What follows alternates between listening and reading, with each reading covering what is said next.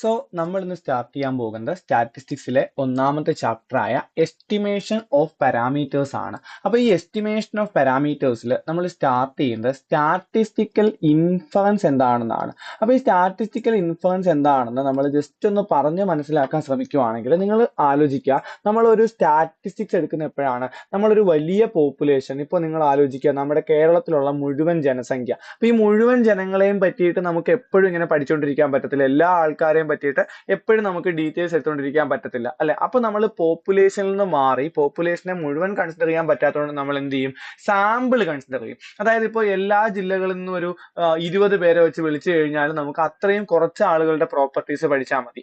പക്ഷെ ഇത് പ്രശ്നം എന്താണെന്ന് ചോദിച്ചു കഴിഞ്ഞാൽ എപ്പോഴും നമ്മൾ ഈ സാമ്പിൾ വെച്ചിട്ട് പഠിക്കുമ്പോൾ കറക്റ്റ് ആയിട്ട് നമ്മൾക്ക് കൃത്യമായിട്ട് കാര്യങ്ങൾ ശരിയായിട്ട് മനസ്സിലാക്കണമെന്ന് നിർബന്ധമില്ല അല്ലെ. ഞാനിപ്പോൾ എടുക്കുന്ന കൊല്ലം ജില്ലയിലെ 10 പേരെന്ന് പറയുന്നത് കൊല്ലം ജില്ലയിലെ എല്ലാവരുടെയും സ്വഭാവത്തിന് സ്വഭാവമായിട്ട് മാച്ച് ആവുന്ന ആൾക്കാരാണെന്ന് ഒരു നിർബന്ധമില്ല.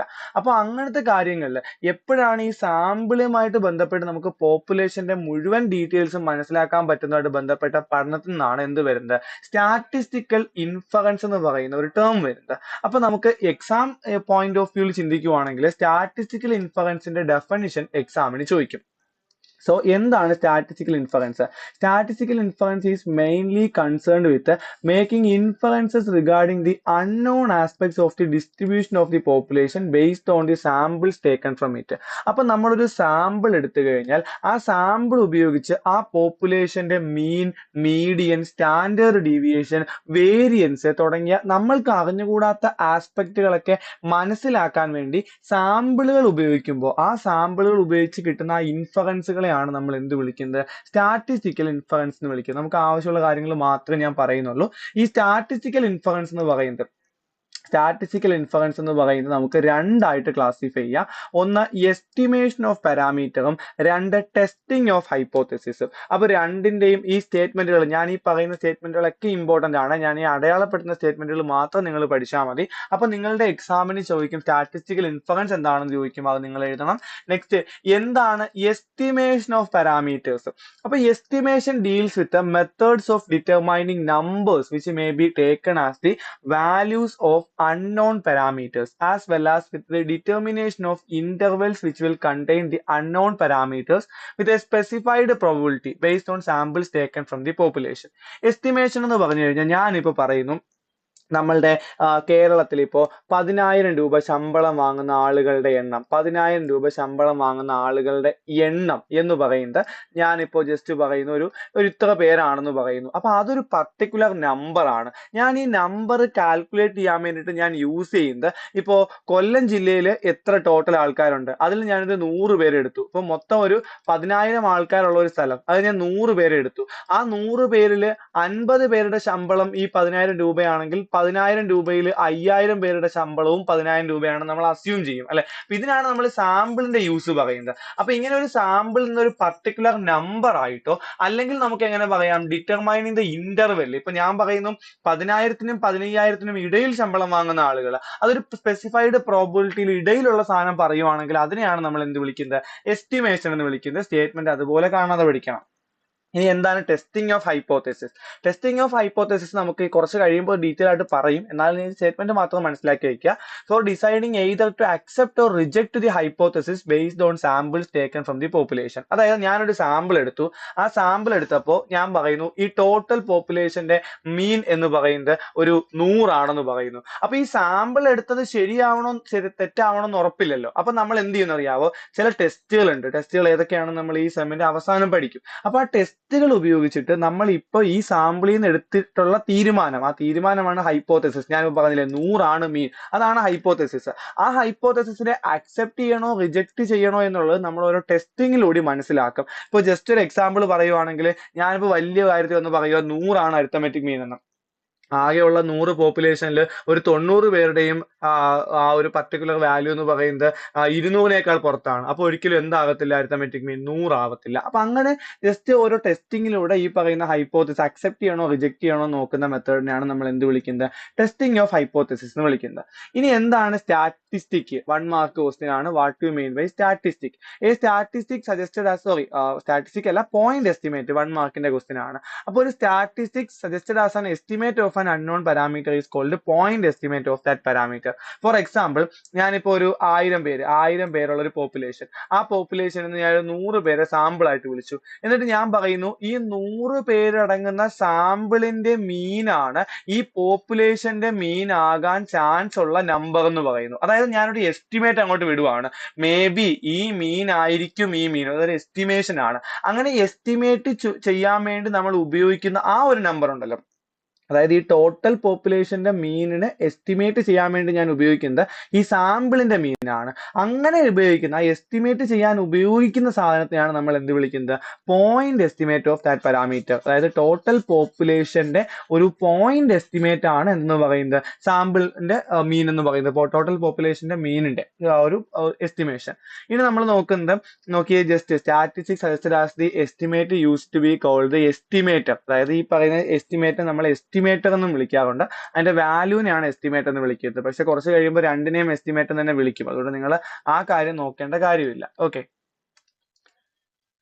നെക്സ്റ്റ് നിങ്ങളുടെ എക്സാമിന് 1 മാർക്കിന് ചോദിക്കാൻ പോകുന്ന ഒരു ചോദ്യമാണ് എന്താണ് 2 മാർക്കിന് ചോദിക്കുന്ന ചോദ്യമാണ് desirable properties of A good estimate. ഒരു നല്ല എസ്റ്റിമേറ്റിന്റെ ഡിസൈറബിൾ പ്രോപ്പർട്ടീസ് എന്ന് പറയുന്നത് 4 ആൾക്കാരാണ്. ആ എസ്റ്റിമേറ്റ് അൺബയാസ്ഡ് ആയിരിക്കണം, ആ എസ്റ്റിമേറ്റിന് കൺസിസ്റ്റൻസി ഉണ്ടായിരിക്കണം, എഫിഷ്യൻസി ഉണ്ടായിരിക്കണം, സഫിഷ്യൻസി ഉണ്ടായിരിക്കണം. അപ്പോൾ ഓരോന്നും നമ്മൾ ഡീറ്റെയിൽ ആയിട്ട് പഠിക്കും. ഈ ഒരു ക്ലാസ്സിൽ നമ്മൾ ഡിസ്കസ് ചെയ്യാൻ പോകുന്നത് അൺബയാസഡ്നെസ് എന്താണെന്നാണ്. അപ്പോൾ ടി എന്ന് പറയുന്നതിന് മുതൽ നമ്മൾ എസ്റ്റിമേറ്റിന് കൊടുക്കുന്ന ലെറ്റർ ടി ആണ്. ടി എന്ന് പറയുന്ന സ്റ്റാറ്റിസ്റ്റിക്കിനെ നമ്മളൊരു എസ്റ്റിമേറ്റ് എന്ന് വിളിക്കുമ്പോൾ ആ എസ്റ്റിമേറ്റ് അൺബയസ്ഡ് ആണെന്ന് പറയുന്നത് എപ്പോഴാണ്? അതിന്റെ എക്സ്പെക്ടഡ് വാല്യൂ എന്ന് പറയുന്നത് തീറ്റ ആകുമ്പോഴാണ്. അപ്പൊ ആ എസ്റ്റിമേറ്റ് അൺബയസ്ഡ് എന്ന് പറയുന്നത് എപ്പോഴാണ്? അതിന്റെ എക്സ്പെക്ടഡ് വാല്യൂ എന്ന് പറയുന്നത് തീറ്റ ആവുമ്പോഴാണ്. അതായത് തീറ്റയുടെ അൺബയാസ്ഡ് എസ്റ്റിമേറ്റ് ആവണമെങ്കിൽ അതിന്റെ എക്സ്പെക്ടഡ് വാല്യൂ തീറ്റ ആവണം. അതായത് ഏതൊക്കെ പോസിബിൾ ടി എടുക്കാൻ പറ്റുമോ അതുമായിട്ട് ബന്ധപ്പെട്ട് ഇപ്പൊ ഞാൻ എക്സാമ്പിൾ പറയാം. ഞാനിപ്പോ ഒരു 1000 പേരടങ്ങുന്ന ഒരു പോപ്പുലേഷൻ എടുത്തു. 1000 പേരടങ്ങുന്ന, അല്ലെങ്കിൽ വേണ്ട 100 പേരടങ്ങുന്ന പോപ്പുലേഷൻ എടുത്തു. എന്നിട്ട് ഞാൻ അതിന്റെ 10 പേര് അയച്ച് ഒരുപാട് സാമ്പിൾ എടുത്തു. എനിക്ക് ഒരുപാട് സാമ്പിൾ എടുക്കാൻ പറ്റും 10 പേര് വെച്ചിട്ട്. അപ്പൊ 10 പേര് വെച്ച് സാമ്പിൾ എടുത്തിട്ട് ഞാൻ പറയുന്നു ഈ സാമ്പിൾ മീനാണ് പോപ്പുലേഷൻ മീനിന്റെ എസ്റ്റിമേറ്റ് എന്ന് പറയുന്നു. അപ്പൊ അത് എസ്റ്റിമേറ്റ് ആവണമെങ്കിൽ ഈ എടുത്തു വെച്ചേക്കുന്ന സാമ്പിൾ മീനുകളുടെ എല്ലാം എക്സ്പെക്ടഡ് വാല്യൂ തീറ്റ ആവണം. പ്രോബ്ലം ചെയ്യുമ്പോൾ നമുക്ക് കറക്റ്റ് ആയിട്ട് മനസ്സിലാവും. കൂടുതൽ ഡീറ്റെയിൽ ആയിട്ട് ഞാൻ പറയുന്നില്ല.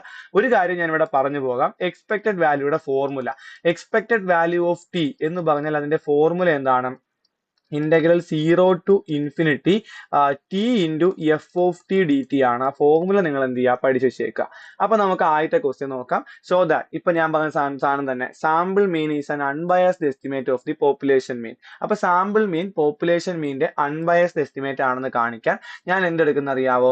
എക്സ് ബാർ ആണ് സാമ്പിൾ മീൻ എന്ന് എടുക്കുന്നു. ഇനി പോപ്പുലേഷൻ മീൻ ആയിട്ട് മ്യൂ സെലക്ട് ചെയ്യുന്നു. അപ്പൊ സാമ്പിൾ മീൻ എന്ന് പറയുന്നത് എക്സ് ബാർ ആണ്, പോപ്പുലേഷൻ മീൻ എന്ന് പറയുന്നത് മ്യൂ ആണ്. അപ്പൊ അങ്ങനെ ഞാൻ സെലക്ട് ചെയ്തു. ഇനി എനിക്ക് കാണിക്കേണ്ട എന്താണ്? എക്സ്പെക്ടഡ് വാല്യൂ ഓഫ് ടി എന്ന് പറയുന്നത് തീറ്റ ആണെന്ന് കാണിക്കണം. അതായത് ഇവിടെ expected value of X bar is equal to mu ആണെന്ന് കാണിക്കണം. ഓക്കെ, അപ്പൊ അങ്ങനെ കാണിക്കാൻ വേണ്ടിയിട്ട് ഞാൻ ചെയ്യാൻ പോകുന്നത്, എക്സ്പെക്ടഡ് വാല്യൂ കണ്ടുപിടിക്കാൻ വേണ്ടി ഞാൻ ആദ്യം എക്സ് ബാർ എന്താണെന്ന് ആലോചിക്കും. ഇപ്പൊ n നമ്പർ ഉള്ള ഒരു സാമ്പിൾ ആണ് ഞാൻ സെലക്ട് ചെയ്തിരിക്കുന്നത്. അപ്പൊ n നമ്പർ ഉള്ള സാമ്പിളിന്റെ മീൻ എന്ന് പറയുന്നത്, സാമ്പിൾ മീൻ ആണ് എക്സ് ബാർ. അപ്പൊ സാമ്പിൾ മീൻ എന്ന് പറയുമ്പോൾ x1 + x2 + എക്സെട്ര xn, അങ്ങനെ അതിനകത്തുള്ള നമ്പേഴ്സ് എല്ലാം ആഡ് ചെയ്യുന്നു, n കൊണ്ട് ഡിവൈഡ് ചെയ്യുന്നു. അപ്പൊ അങ്ങനെയാണ് മീൻ കണ്ടുപിടിക്കുന്നത് നമുക്കറിയാം അല്ലെ. ഇനി ഈ എക്സ് ബാറിന്റെ എക്സ്പെക്ടഡ് വാല്യൂ കണ്ടുപിടിക്കാൻ expected value of X bar that is equal to, expected വാല്യൂവിന് ഒരു പ്രത്യേകതയുണ്ട്. Expected value of a plus B എന്ന് പറയുന്നത് expected value of a plus expected value of B ആയിരിക്കും. അതേപോലെ തന്നെ expected value of A B എന്ന് പറയുന്നത് expected value of a into expected value of B ആയിരിക്കും. അതേപോലെ expected value of k into X is equal to k into expected value of X ആയിരിക്കും. ഇവിടെ x എന്ന് പറയുന്ന വേരിയബിളും k എന്ന് പറയുന്നത് കോൺസ്റ്റന്റുമാണ്. അപ്പൊ അത് ഉപയോഗിച്ച് നമുക്ക് ഇവിടെ ഈ പറയുന്ന 1/n അങ്ങ് പുറത്തെടുക്കാം, ഓരോന്നിന്റെയും എക്സ്പെക്ടഡ് വാല്യൂ ആയിട്ട് ആഡ് ചെയ്യാം.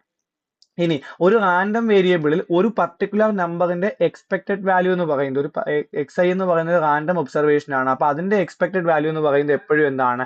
അതിന്റെ തന്നെ അരിത്തമെറ്റിക് മീൻ ആണ്. അപ്പൊ ഇതൊക്കെ നമ്മൾ മുമ്പത്തെ സെമ്മിൽ പഠിക്കുന്നതാണ്. ഏതൊരു എക്സ്പെക്ടഡ് വാല്യൂ, ഒരു ഒബ്സർവേഷൻ എടുത്താലും അതിന്റെ എക്സ്പെക്ടഡ് വാല്യൂ എന്ന് പറയുന്നത് അതിന്റെ അരിത്തമെറ്റിക് മീൻ ആണ്. So expectation of xi, X bar എന്ന് പറയുന്നത് 1/n ഇതാണെന്ന് എനിക്കറിയാം. ഇത് ഓരോന്നും അതിന്റെ അരിത്തമെറ്റിക് മീൻ വരും. അതായത് 1/n × mu plus etcetera mu, n times mu mu add ചെയ്യും അല്ലെ, n ടൈംസ് മ്യൂ ആഡ് ചെയ്തെന്ന് പറഞ്ഞാൽ അത് n മ്യൂ ആണ്. എന്നും എന്നും ക്യാൻസൽ ആയി പോയി കഴിയുമ്പോൾ നമുക്ക് എന്ത് കിട്ടും? മ്യൂ എന്ന ആൻസർ കിട്ടും. സോ നമ്മളുടെ മ്യൂ തന്നെയാണ് expected value of X bar is equal to mu കിട്ടിയത് കൊണ്ട് എക്സ് ബാർ എന്താണെന്ന് പറയാം? ഒരു അൺബയസ്ഡ് എസ്റ്റിമേറ്റർ ആണെന്ന് പറയാം.